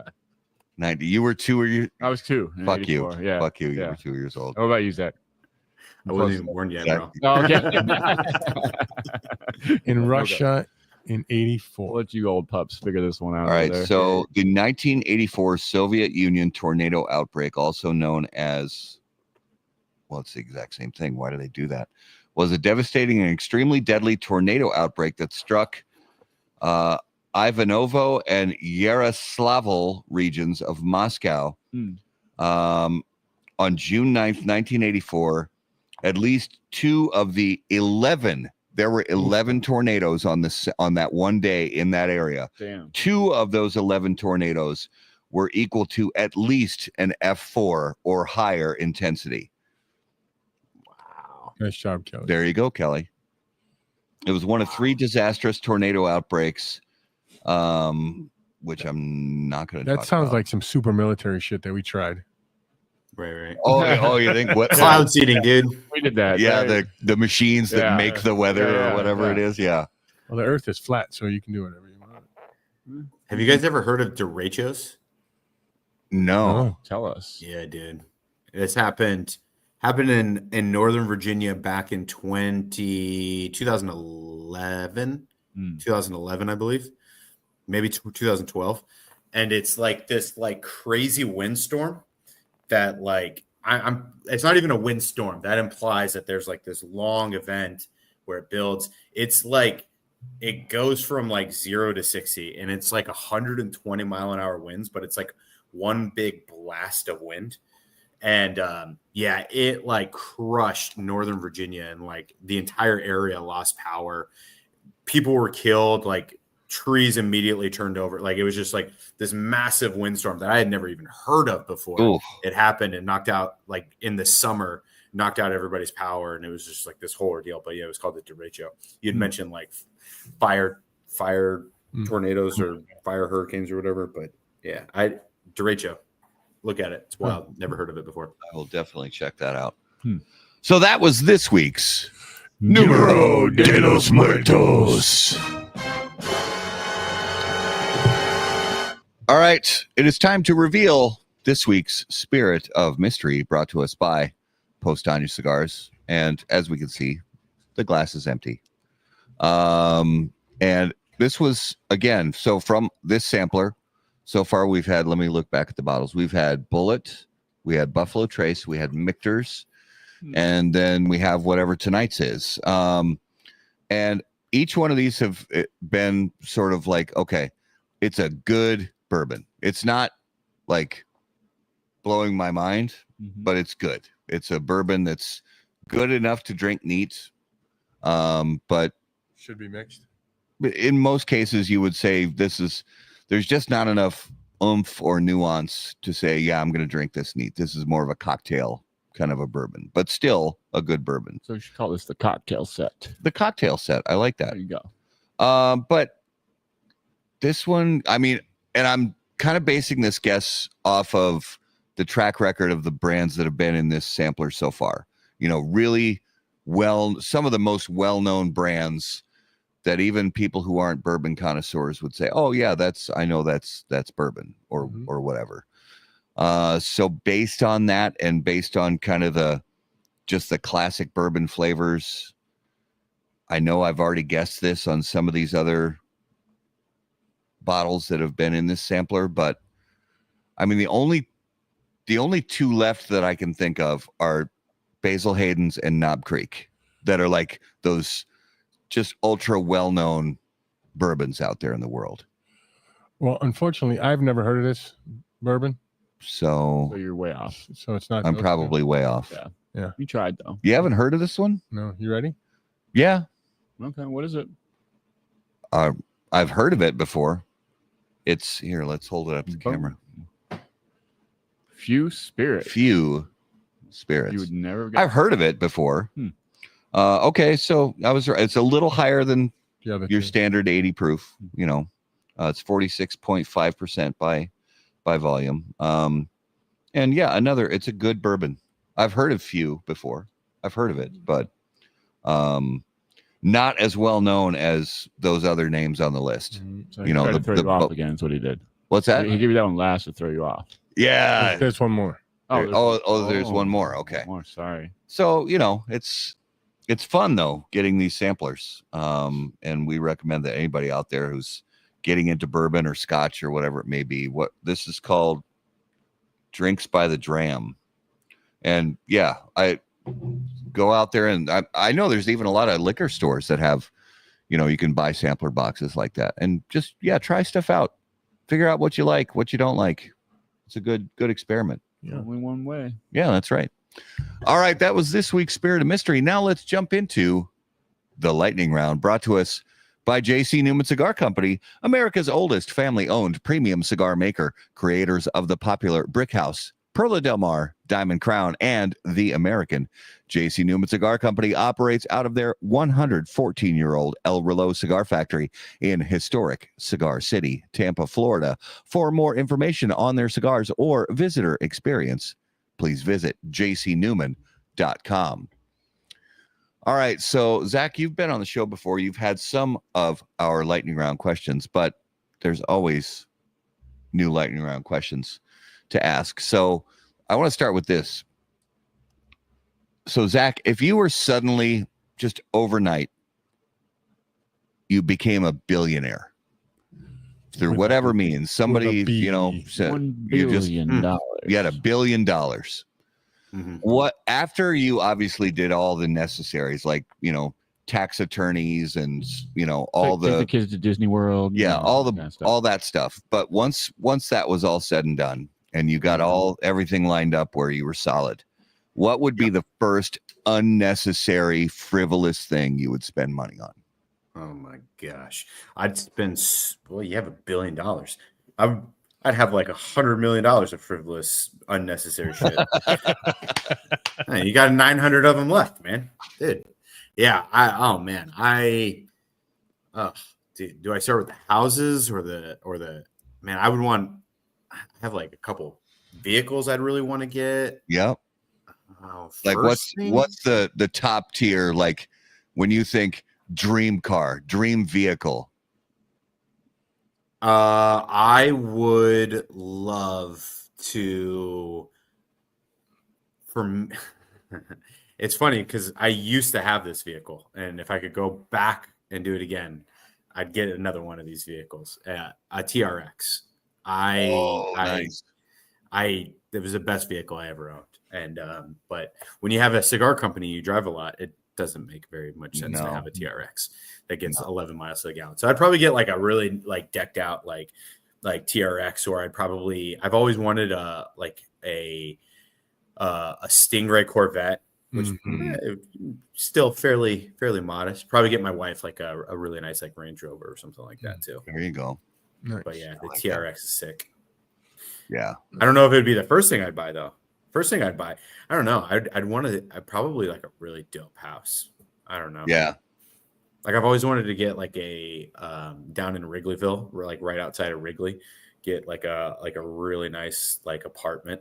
Like right there, like a flat right there. Yeah. You can watch the games right from your balcony. Bingo. Absolutely. Yeah. There's places in Minneapolis you could do that above Target Field. Mm-hmm. Don't they have like is that one of the like they have like a hotel that overlooks Target Field, or am I crazy? Is that not? Yeah, there is one, but there's also a number of high-rise apartments right next to it that people rent it out on Airbnb. Mm-hmm. Oh my god! So you rent out the right day, and you can watch the game right from the balcony. You could sit on the balcony, have a cigar, and watch a Twins game. And probably you could do the same thing in Wrigley if you Airbnb the right apartment or whatever during a Cubs game. Boom. That'd be sweet. Yeah. Yeah. Well, I mean, you're a billionaire. You could like buy part of the Cubs at that point, right? That's true. Yeah. You could buy part of like your favorite team. Yeah. And say, hey, cigar smoking is now allowed in the clubhouse. Boom. There you go. I like it. And the stands. So Zach, if you and the boys go out and you wind up having a few cocktails and you wind up going to a karaoke bar, what would your song be when you get on stage? My wife and daughter, and my wife's daughter and my wife's sister and her husband love karaoke. I fucking hate karaoke. I fucking hate karaoke. I hate it. It's never a fun experience for me. If you put a gun to my head and forced me to sing karaoke, the song that comes to mind would probably be Bohemian Rhapsody by Queen. Oh, there you go. Go big or go home. Yeah, I mean, if you're gonna do it, you're gonna do it. Right? But I hate karaoke so much, dude. I don't know, man. It's just not fun for me. I wish it was, because everybody seems to get such joy out of it. Not me. That's one of the jobs I used to do when I was in college. I worked for a guy who owned a college. Yeah, my nickname in college. Yeah. I worked for a guy who had this rig, and he'd rent out to bars where you go on like a Friday or Saturday night and do karaoke at this place. And I'd show up with all the equipment and set it up and be like the host and say, all right, next up we got Janet, and she's gonna sing "Hit Me With Your Best Shot" or whatever. You got the voice. So sometimes there's lulls in that when you have to get up and when sing. I have because some people don't sign up, but I got to get up and sing. What was your favorite song to sing? Oh, dude, I did everything from like James Taylor to the Isley Brothers to there was this you remember there was a one-hit wonder band from the 80s called Billy Vera and the Beaters. They did a song called "At This Moment" that I used to sing a lot. "Lady" by Kenny Rogers. I mean, I'd mixed it up like crazy. Yeah. And then you throw in like dirty lyrics. You change the lyrics of a song and make it, make it gross or whatever, just to make people laugh. But yeah, that was college job. Not my favorite college job.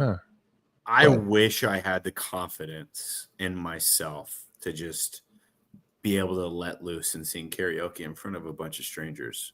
But like, man, the self-confidence that takes is admirable. And I really wish I could do it, but I can't. And I get secondhand embarrassment really bad, and it's just always just like that's funny. I've never heard that term before, but I actually get that too.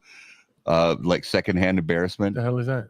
Well, it's like you get embarrassed on somebody's behalf, like the show, the TV show called Impractical Jokers.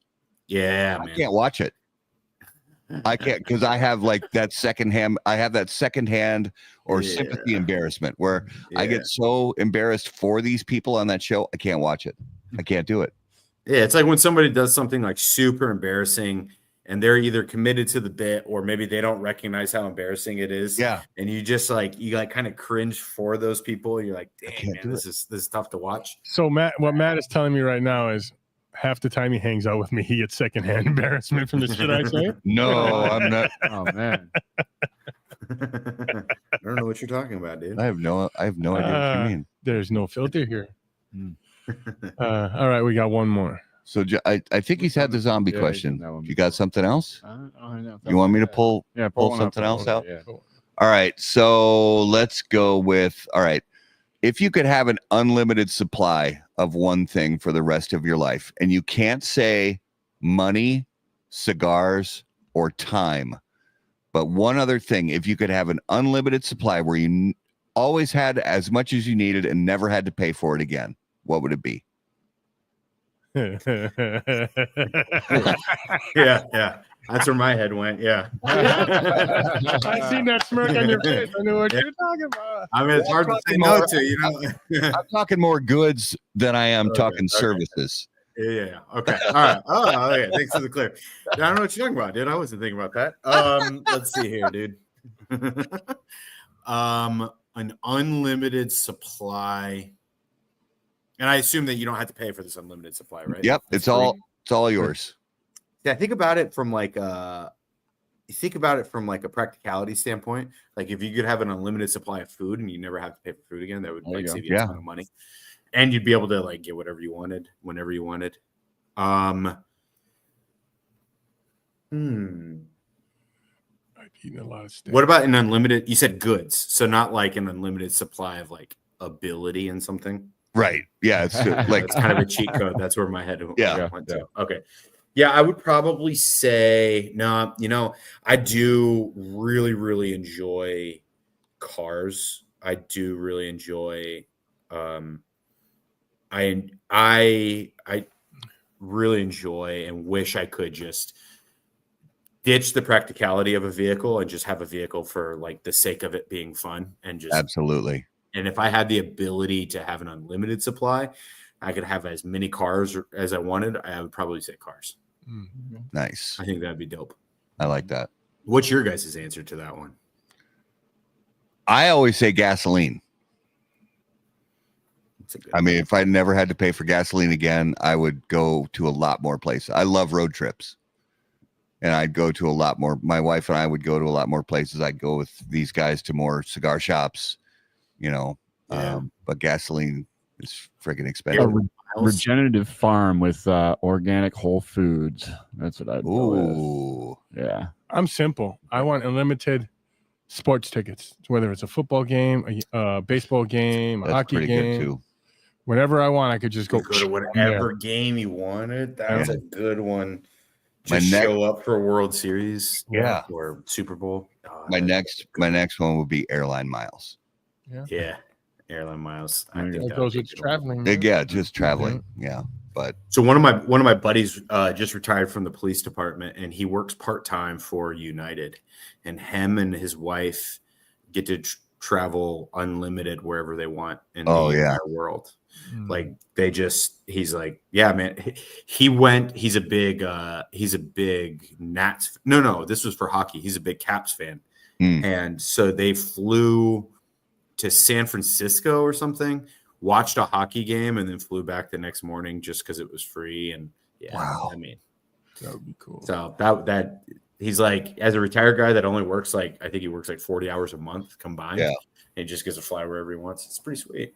Nice. All right, let's jump into this week's notable smokables. So, Zach, you probably remember this from last time. Each week, we name a cigar that we smoked recently that was notable to us. Now, this could be a cigar that's been on the market for decades that we tried for the first time in a very long time, or a cigar that's newer to the market that we tried for the first time ever. So, you know, obviously you're smoking a lot of your own stuff, but if you've jumped outside of your own company portfolio lately, what's something you smoked recently that stood out? I think I mentioned them earlier, but Lure Cigars just released a cigar called the Skinny Jean. So he had a cigar called the Jean, and then he came out with a different Vitola, shrunk it a little bit, called it the Skinny Jean. And I smoked that last weekend for the first time, and it was a very, very good cigar. So I would say that one was one that stood out to me. The Skinny Jean by Lure Cigars. Nice. Me? Yes, sir. I haven't been smoking many cigars. I had COVID for like the third or fourth time last week, so that was fun. But I tried to smoke one. It was a Room 101 Murder Hornet because I knew that was good, but it still tasted off. But I tried. Yeah, that was it. Those illnesses, man, they just the taste of cigars. It just tastes like burnt cardboard to me. I know. I'm like, so yeah, that's all right. You'll get it back. You'll get it back. Yeah. Always get it back. I would have used your new cigar, but I used it 3 weeks ago or 2 weeks ago. 2 weeks ago. 2 weeks ago. Oh, nice. You did. Use it again. But I smoked the Adventura King's Gold and Queen's Pearl Barber Pole. Oh, nice. I can't remember the name, what they name it, but it was phenomenal. It was a gift from Matt. Yeah, friend sweet. Matt, Very the sweet. other Packer fan. It was delicious. Nice. Mine was one that I've liked for a long time. The Tatuaje HCS. They make it just for Holtz Cigar Company, and simple, kind of a it's a box press cigar, nothing, great price point. Tatuaje, it tastes like Tatuaje. It tastes like the My Father Cigar Factory. Really nice cigar, but yeah, I hope they restock that because they just have the torpedoes in stock right now. They don't have the Robustos that I really like, but which is the one that I smoked last week while I was up fishing. Right.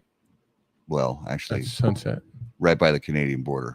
Actually, I may have crossed the boat over the Canadian border a couple times in the water, allegedly. Yeah. Allegedly. I mean, it's hard to say because some of those narrows that it's called Crane Lake. It's part of the Voyageurs National Park, and some of those narrows you drive the boat through. I mean, you're ripping the boat through there at full speed, even though there's cliffs on both sides of you. And they have that imaginary line down the center of the water. It's like Canada's on this side, U.S. is on this side. It's like I'm not gonna hug the side of the cliff with my boat just to stay on the U.S. side. I'm driving right down the middle so that I don't wreck the boat. breaking the law. Yeah. So how far away are you guys from the border in Canada? It's like a 4.5 hour drive, depending on which, because if you go to the Voyageurs National Park area, it's like 4 hours, 4.5 hours. But if you go all the way up to International Falls, that's probably closer to 6 hours because it's way further north. Okay. So it just depends. Yeah, So, sorry, go ahead. Go ahead, brother. No, you go ahead. I was going to say, growing up in Iowa, we were like 2.5 hours from the Minnesota border, so we were just a little bit further south. What Minneapolis is only like an hour or two north of the southern border, right? Like 2.5 hours. Okay. 2.5 hours. I remember it not being like a crazy drive when I was a kid, but no, it's not bad. So if you want to try this cigar that we just smoked, I just totally forgot the name of it, the Phantom Fury, where can they find it? And I know one person that still has stock, and that's our brother Brett J at Tobaccology. So if you're looking for it, that's the only place that I know of. Do you know any other place, Zach? No, for a fact.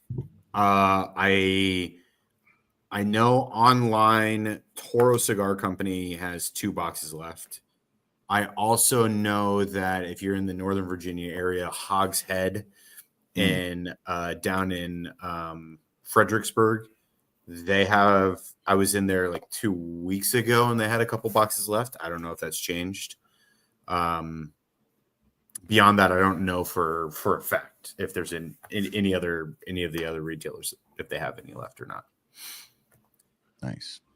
Yeah. Well, it's a great blend, and we understand you can only make so much, but we really enjoy the blend, and hopefully some of our viewers and listeners are still able to get their hands on some. Yeah. And before I do. Yeah, before we buy them all. Better call Brett now. So let's talk about this. What's that? Oh, thank you, brother. I forgot. That's why he's the greatest producer on the planet. Exactly. I forgot to bring that up earlier in the show. September 18th, Thursday, September 18th at CHS Field in St. Paul, Minnesota, the home of the St. Paul Saints. Cigars and Baseball 2025. How about that cigar will once again be broadcasting live throughout the entire event. at CHS Field. Fantastic cigar companies galore. Local breweries, local restaurants, local distilleries. You're going to eat well, you're going to drink well, and you're going to smoke well, and you're going to be able to visit and hang out with some of the best members of the cigar community in the world. And tickets are still available. And it's for kids. And it's for the kids. And Zack, if HDA Cigars wants to get involved, let us know. We'll be there. I need some information on that. That's like combining two of my favorite things. Right. You can smoke cigars while you're watching baseball. You're watching baseball on the field. Can you actually? Yeah. Yeah, they actually have some local minor leaguers playing live on the field while the event's going on. The whole time. It's pretty cool. Dude, that sounds dope. Yeah. So please information on that. That would be something. Get information, and if you can't get into it, you should probably come up anyway and check it out. Yeah. Seriously. I mean, we know some guys who can, when that event happens on September 18th, we can just say you're part of the HBTC crew. Oh yeah, we had John Strange with us last year. I'm just saying. I can put on a shirt. I got one. I got two XL. Whichever one you want. There you go, dude. Hey, and before we jump off, I have a question for you guys. So NFL predictions before the season kicks off. All right, so Vikings fan. I'm a Broncos fan. He's a Green Bay fan. I'm a Green Bay Packer fan. Green Bay Packers fan. Justin doesn't know what football is. I mean, soccer? Okay. And I am torn between my Jets and the Vikings. Okay. So I mean, you don't have to give your prediction for the Jets. We already know. But for the Vikings, no, I'm just kidding. For the Vikings, what do you guys think? So Packers, Vikings, Jets, and then I'll give my Broncos prediction. I think the NFC North is going to look exactly the same as it did last year. Yep. I think it's going to be Lions, Packers, Vikings, Bears, the same as it was. That was that way last year, wasn't it? I think the Vikings were ahead of the Packers. Not in Mad's head. Well, not in the playoffs. Vikings the Vikings they played Detroit the last game of the year for the title of the NFC North. Yeah. The Vikings did not win the NFC North last year. No. The Detroit so they got second. They got second. But what I'm saying is the Vikings lost their one and only playoff game. Yeah. Yeah. The Packers. And the Vikings did too, right? The Vikings did. The Vikings lost. The Vikings got knocked out in the first round as well. And the Packers did not. Sure. No, the Packers lost their first round. Oh, okay. Yeah. He's trying to give him some credit. Sorry, yes, you're right. It was Detroit, Minnesota, Green Bay. It was worth a shot. Chicago. I am a homer, and I think the Vikings going to take the Central. It's the North. The North, excuse me. You're old. It's okay. I know. I still call it the Central sometimes. I think they're going to take the Central. I think our defense is going to be better than it was last year, and our offense weapons are phenomenal. As long as our quarterback, I hate to say this, as long as he just manages the game, they're going to be fucking phenomenal. I think he's going to do more than manage. I think JJ McCarthy, as a Broncos fan, I think we saw it last year with Bo Nix. I think JJ McCarthy is going to be very, very similar in that once he gets his feet under him, I think he's going to be a pretty damn good quarterback. I actually, and this is not just because I'm a Green Bay fan and I don't want, no, honestly, just as a fan of the game and as an observer of the game, he was really good in college.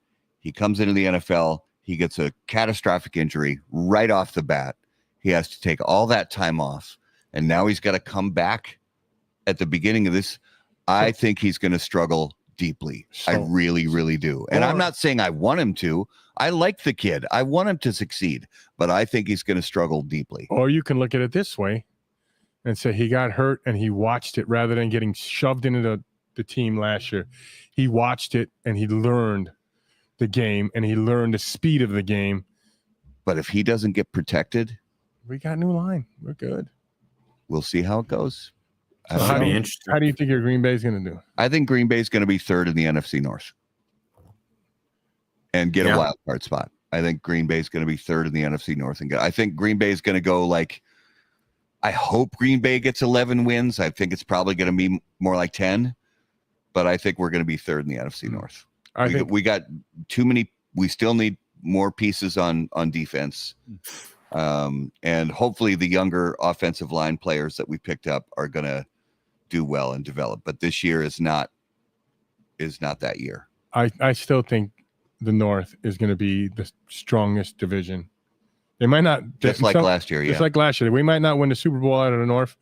Yeah. But I think we all have three teams in the playoff. And I hope in the NFC. In the NFC. You're saying in the NFC. Broncos fucking kick ass. I think the division. Broncos I think the Broncos are a KC. sleeper. A lot of people are sleeping on the Broncos. I think the Broncos are going to be insane this year. So that was going to be what I was going to say is I genuinely think that this will be the last year that Kansas City wins. Like, well, the last, I think they've won it 9 straight seasons. They've won since Denver won the Super Bowl. They've won it every year, the division every year since, and I think it ends this year. I truly think that the Broncos have improved a lot, and I think that Bo Nix, Sean Payton combination is going to be deadly. And I'll go a step further. If the Broncos don't win the division, you guys have me back on the show, and I'll do a giveaway for one of your guys's for one of those that tune in, and we'll do a giveaway, and we'll give away some free cigars. So one of the people, if they don't. I also think how confident I am. I also think the Chargers are going to be really good this year too. Yeah, the Chargers have a good shot. Yeah. I think 3 teams from that division, similar to the AFC North. I think 3 teams from the NFC North, the AFC West. I think 3 teams are going to make the playoffs again. Yeah, I mean the Raiders, by the way, aren't too terrible either. They got Geno Smith and Pete Carroll and Ashton Genty. They're not going to be like pushovers, bums either. So I like everything you've said except Pete Carroll. I can't stand Pete Carroll, but I don't like him very much. Their players are phenomenal. They got a great roster. He's a pretty good coach. He's that players coach we were talking about. He's had success. I just don't like the guy. It's just a personal thing with me. Is that your Matt LaFleur or what? No, Matt LaFleur. Matt LaFleur walks on water. Yeah, that's fair. I love Matt LaFleur. All right, coming attractions next week, which is August 11th. Steve Saka from Dunbarton Tobacco and Trust will be back on the show.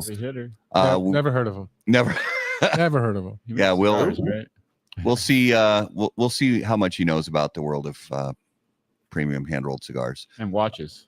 Yeah, and watches. Yeah. He likes watches, I heard. And then August 18th, we're still working on a guest for August 18th, but and then August 25th, my son's birthday, so we won't have a show that day. Okay. And then the following Monday is Labor Day, so we won't. That'll be 2 weeks we'll have off. Man, but I don't know what to do with ourselves. Yeah, you got a kid's birthday followed immediately by Labor Day, and then followed by episode 300. Followed by episode 300. I know it's Very episode special. 300 is coming up. So which we don't have a guest, but we know where we're going to be. But we know what we're going to be doing.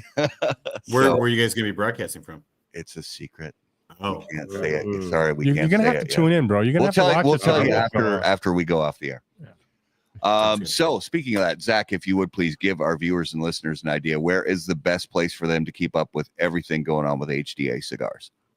Yeah, man. At HDA Cigars on Instagram, Facebook, HDA Cigars. Check us out, HDAcigars.com. Like we talked about earlier, it's where you can find all of our merch. You can find all of our retail locations, both online and brick and mortar. But if you follow us at HDA Cigars on Instagram, it's going to be the easiest way for any updates for any events that we have going on. We have an event in Albuquerque, New Mexico this weekend. So you can keep up with all of that on social media. Nice. Well, thank you again, brother, for visiting us with us on a Monday night on HBTC Live. We appreciate it and look forward to seeing you one of these days soon. And best of luck to you and HDA Cigars going forward. Thank you so much. Thanks for having us on, and I appreciate what you guys do, and it's always fun joining you guys. Absolutely. All right, viewers and listeners, thanks so much for being the best part of How About That Cigar Live. So grateful for you guys being with us here in the Corona Cigar Studios for episode 297. If you have any questions for us, you can email us on the website, howaboutthatcigar.com. Click on all of those big, beautiful buttons, the like button, the follow button, the subscribe button so you don't miss anything we have going on. Thanks so much for watching us live on Facebook, YouTube, and Rumble. And of course, if you're listening to the audio podcast, thanks for making How About That Cigar a part of your regular audio podcast rotation. You can find us on all of your favorite social media platforms. You'll find us at HBT Cigar. And of course, until we see you guys next time, burn cigars, not bridges. Thanks, guys. Thank you.